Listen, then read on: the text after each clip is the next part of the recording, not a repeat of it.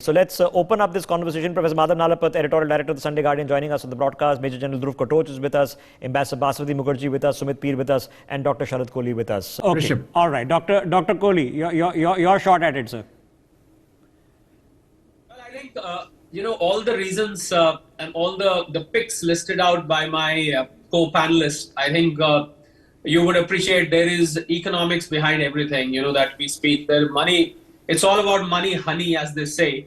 So I think to not to be talking about economic achievements would be unfair. And coming from the world of economics, my picks are very, very clear, which you have been talking as well. That India becoming, the fifth largest economy, overtaking Britain, France, whatever, and we are on course to become the third largest. We are within stone's throw from overtaking, Germany and Japan.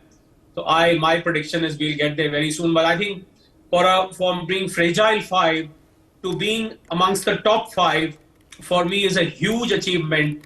Well, आम आदमी on the street may like to say कि हमको क्या मिला या हमारे लिए क्या हुआ, but little do they know that whatever prosperity that they have today, whatever facilities that they avail today, whatever infrastructure that they use today, it is all because we are the fifth largest economy in the world, and a lot goes into making the fifth largest. So for me, top of the bucket, Rishabh, is that. And of course, I heard Major Katoch talking about the UPI payments, because I have been involved with the UPI payments from day one.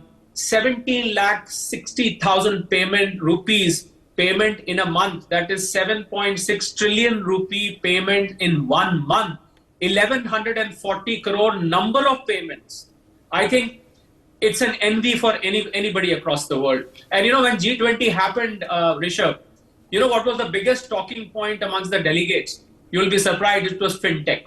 They were all talking about what magic have you done? And I saw these delegates, roaming around the town, trying their hand at scanning the QR codes, asking what is this lying here in the shop? How do we make a UPI payment and so and so? So I think fintech for me is number 2 on the bucket list for that matter. Then how can we forget IMEC? I picked up from, because all my items that I had in mind, most of them were in your list also. The IMEC, the India, Middle East, Europe corridor. I think this is an alternate to China's Belt and Road or whatever initiative or BRI, I think when this gets started, this is going to be the new spice route. And this is going to put India in a different league altogether. For me, that is, of course, because of the Gaza-Israel conflict, things may be delayed a little bit here and there. But I think all the nations who have signed the pact are very much committed to take this forward. Then, how can we forget the Nifty and the Sensex, which you spoke of? From what you said, I'll add some more, lucrative numbers. People who invested in index, they generated 20% return. Imagine your bankers giving you 7-8%, and we are going gaga, wow, our senior citizens get 8.5%. I don't mean any disrespect to the bankers because that's as much they can give. But then 20% returns on Nifty, 19% returns on Sensex. I think, and this during the times when the global economy was facing headwinds. And very interesting thing, Rishabh, I would like to mention here. Normally when the stock markets open in the morning, we take cues from the American markets. For the last few days, we are very much in 2023 as we speak just now. You'll be surprised that American markets are taking cues from the Indian markets. It's been the other way around. So I think it is not just about Nifty and Sensex, but it's about Indian stock markets and India as such becoming a financial hub in the times to come. These are the signs that India has the potential to become the next financial hub. No Londons and New Yorks, who knows, it will be Mumbai and Delhi as the new, financial hubs. Then, the fifth take that I would like to do is the infrastructure push. Railways, airports, smart cities, highways, ports. I think these are the things, 100 lakh crore plus of commitment of government. Although somebody might say that this is a period-driven phenomena. It's not happened in 1 year. But whatever we achieve in 2023, I think has transformed. I remember in one of the debates, Rishabh, on your channel, somebody asked me that, Saab, country ka loan 55 lakh crore tha, or one of your sister channels, 55 lakh crore tha. Abhi to hum 155 lakh crore, 160 lakh crore ho gaye. I said, so what? Look at America. Look at the world's biggest economy. 1.25% is the debt to GDP ratio. We are still very much there. So, and if this money is being used for welfare of the people, in fact, one of the prime reasons, Rishabh, why today the world looks at India, why today India is the shining star, the prime reason is our push on infrastructure. It has generated jobs, it is bringing tourists, it's bringing investment, and this is having a multiplier effect on the economy. Each rupee invested, Rishabh, each rupee invested on infrastructure has got a 10 times multiplier effect, and that is the magic which is happening. So for me, these are the 5 takes. My list is very long, but then I was asked to choose 5. Okay, all right. So we speak. So Dr. Kohli, on that point, everything flows from and flows into the economy. If your diplomacy is sound and you can manage to negotiate the better oil deals, that flows into the economy. And of course, as your economy grows, your ability to negotiate better deals improves. So there is a hinge point where a structural gear shift happens, that you're going slowly, and then suddenly you see exponential. You can call it bell curve and this curve, and I'm sure you have a example on that. But a structural shift happens. Other than the highlight, the headline, we are the 5th largest. Are we seeing that structural exponential shift happening? Undoubtedly, Rishabh. In fact, the top 5 points listed by each one of the panelists, including me, they have their sub-points as well. You know, there are outcomes, there are impacts, there are effects of this, and there are resultants of this. So within those resultants, there is a lot of things which can happen. I mean, for example, the way when Indians travel today to different countries, you know, the perception, the way you're looked at, the way you deal with people has drastically changed. I mean, you were treated as coming from a snake charmer's land. And today when you go there, you say, wow, you come from the world's 5th largest economy. You know, India has got this, India has got that. You know, you've got a very strong government, this, that. I mean, we hear a lot of good things. And the kind of respect which Indians are getting abroad, I think that has been very, very transformational. Of course, there's only people who travel can vouch. And Aam Aadmi on the road obviously cannot be speaking of this, but then they should be knowing that this is changing. That is one. Second, I think the aspirations of young Indians, Rishabh. So one of the resultant of the points that we discussed, the aspirations of young Indians today are totally different, as one of my co-panelists said, the way it used to be before. Today, these startups, you know, we have over 1 lakh startups. That's a different story that, you know, a lot of these startups do not succeed.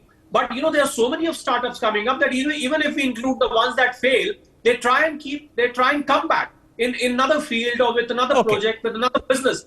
So I think the resultant of these main headlines are multiple. You know, we can just go on and on. Okay, so I just want you to imagine it now. As a global store of value, or even as a global unit of trade. For sure. I think over the next 2 or 3 years, we're going to see that. For sure. I mean, you've just seen happen, the rupee transactions have started in the Emirates. I know there are some issues with the rupee transactions with Russia, but the reason is, of the 2 biggest imports you have, arms and oil, both of them you're getting in large quantities, or at least large quantities in terms of rupee value. So what are the Russians going to do with the rupees? They need to have as much demand from India for Indian products and services, and as soon as that happens, they'll be more than happy to do the rupee trade. Okay, I've just got a few minutes left before I let everybody go.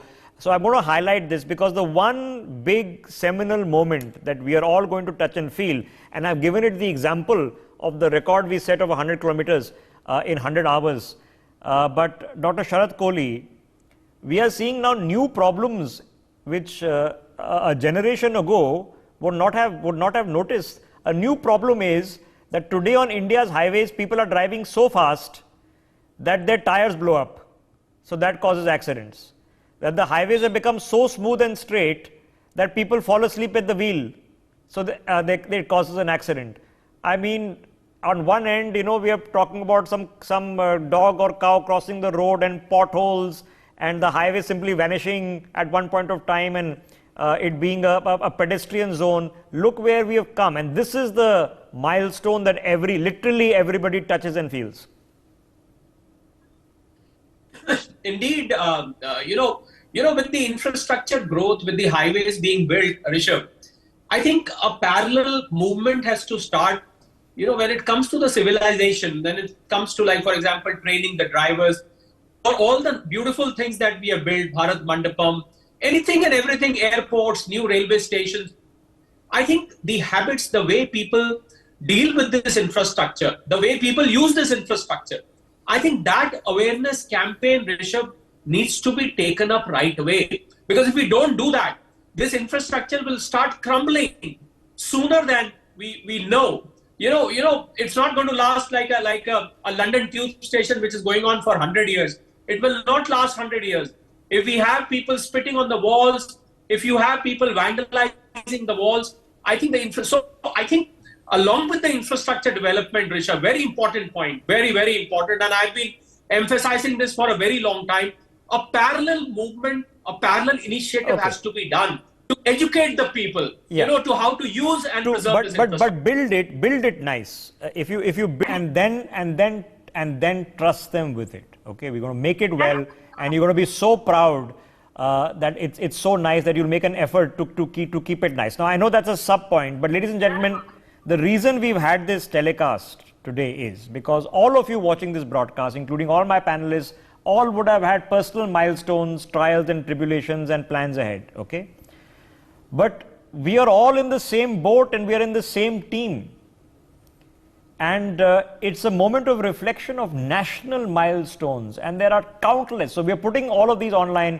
You can like to vote, and we'll come back with a telecast on what your popular verdict was. You've heard from our experts who sit with us all year, debate all these topics, and they've told you that their memorable moments, the ones they most fondly remember or they think the most impactful, what they were. We'll find out yours. You had a pretty much of a taste of me talking enough to find out mine. Thank you, and a very happy Romano-Gregorian New Year to all our panelists. Ambassador Mukherjee, Happy New Year. Sumit, Dr. Kohli, Professor Nalapat and General Katoch. See you all in the new year, and to our viewers, season's greetings to you as well. For more such videos, subscribe to the NewsX YouTube channel, hit the bell icon.